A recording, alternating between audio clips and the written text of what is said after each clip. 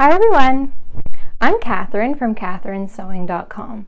Today's video is going to be all about how I created this history-bounding jacket inspired by the Regency period. Now this jacket is actually the end product of my 1840s jacket mock-up video. So if you haven't seen that, go and check it out. But basically it morphed from the idea of making an 1840s jacket to ending up looking more like a Regency jacket than any other era. And even now it's not fully Regency because it ends at the natural waistline, whereas Regency jackets ended at the Empire waistline. But other than that, I think it turned out well. I'm really happy with it. It really pushed my comfort zone with the pad stitching on the collar and lapels. I've never done that before. If you're interested in seeing how I made this, then let's just jump right into the video.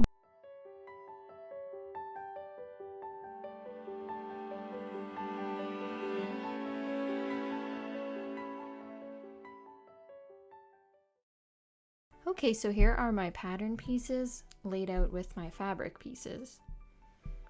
And I'm going to begin by pinning the center front to the side front piece along the princess seam. And I'm using an interlining of silk organza for this project and a main fabric of suiting.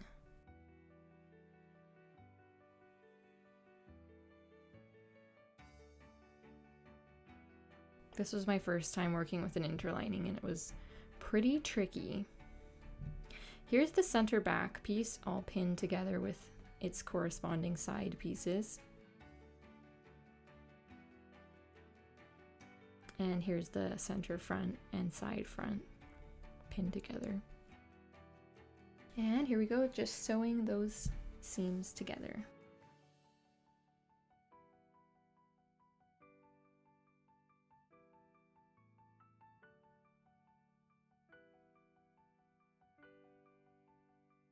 This was tricky. One of the trickiest parts of the project was sewing these seams. Especially with the interlining, it made it a bit more tricky.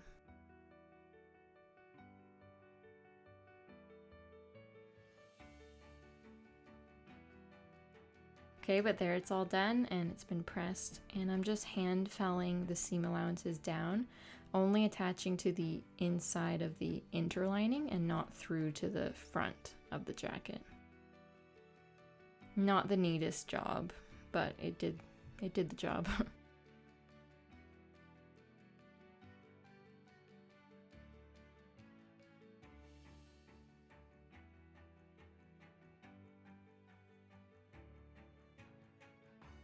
And so the bodice has the remaining pieces pinned inside, and here they are sewn now.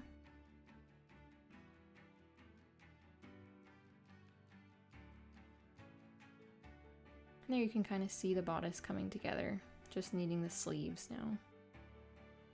You can see some creasing in the back. I'll talk about that later in the video. Here are the sleeves with the French seam sewn and a gathering stitch added. And now they've been pinned inside and sewn using a French seam.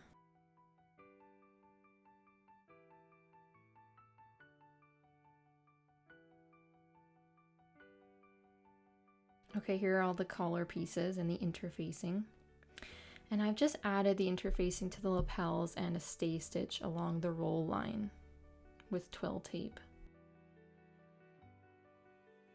And here's the under collar with stitching added along the stand.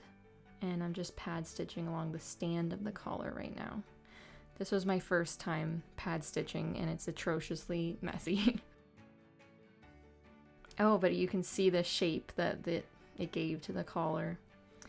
And here you can just see the comparison between the lapel that's been pad stitched and the lapel that has not been pad stitched. There's a big difference there. However messy it is. The stitches aren't supposed to show through on the right side, but that was much easier said than done.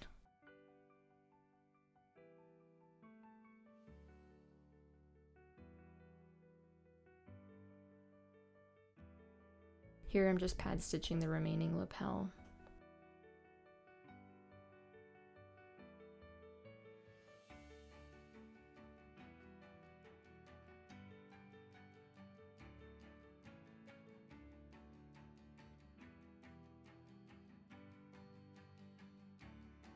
Okay, so everything's done now. And I'm just going to be pinning the collar onto the jacket now. Yeah, you can see the shape on those lapels now, as well as the collar. And there we go, it's pinned inside. It's really starting to take shape now.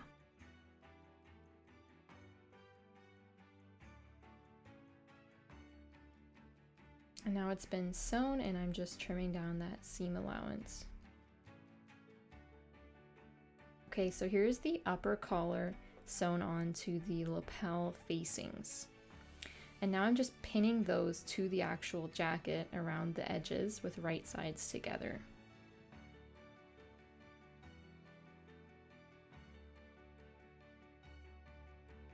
Okay, and that seam has been sewn, and I'm trimming down that seam allowance before turning it right side out. There we go. Turned and looking more like a jacket now with my messy pad stitching. And now it's been top stitched, and that always adds a nice look. Okay, so now I'm just eyeballing the placement of my 3 buttons.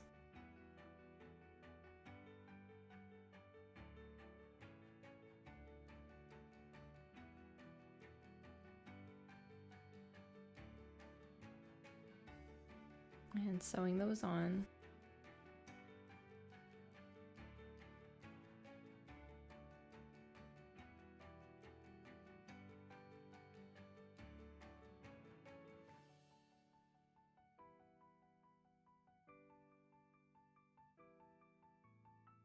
And now I've sewn some hand-worked buttonholes, and there's the final product.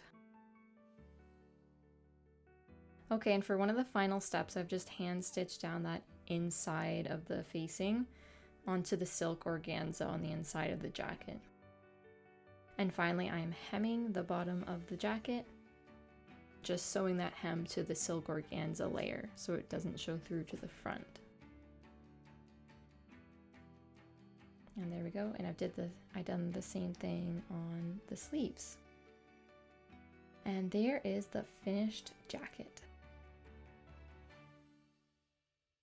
Okay everybody, so I finished my Regency-inspired jacket, and I'm pretty happy with how it turned out. There are a few things that I would do differently next time, and I'll talk about that in a minute. And right now I'm wearing it with my Regency-inspired summer dress from my latest video, so if you haven't seen that, then check that out for sure. Oh yes, and of course if you'd like more details of the making process, then check that out in my blog post, which will be linked below. As for the things that I would do differently next time, if you look at the back princess seams, you'll see that some of the fabric is a little creased and kind of bubbling out, and there's 2 reasons for that. The first reason is that I was working with a silk organza interlining. That was the fabric on the inside, and the problem with interlinings, the thing that takes a bit of practice, is that if you pull the inner fabric tighter than the outer fabric when you're pinning and sewing it, or vice versa, it will create a bubbling effect in one of the fabrics. In this case, it ended up being the outer fabric. And then the other thing that's going on is just plain old laziness. Usually when you're working with a multi-pieced bodice like this, you really should pin and sew on one piece at a time, press it, and then go on to the next piece. But in my case, I was in a rush and I pinned and sewed on about like 3 different seams all in one go. So that was the biggest contributor to the problems. But yeah, other than that, this was a fun project. I'm glad it's done because I was kind of dreading all the pad stitching. And apart from the pad stitching being atrociously messy, I'm still happy with how it turned out. It did accomplish the shaping that I was looking for in the collar and lapels. And it's definitely a technique that I will be incorporating in my future projects, but maybe not for a while after this. Okay guys, if you liked the video, give it a like, leave your comments below, and subscribe to my channel for more content. See you all later. Bye.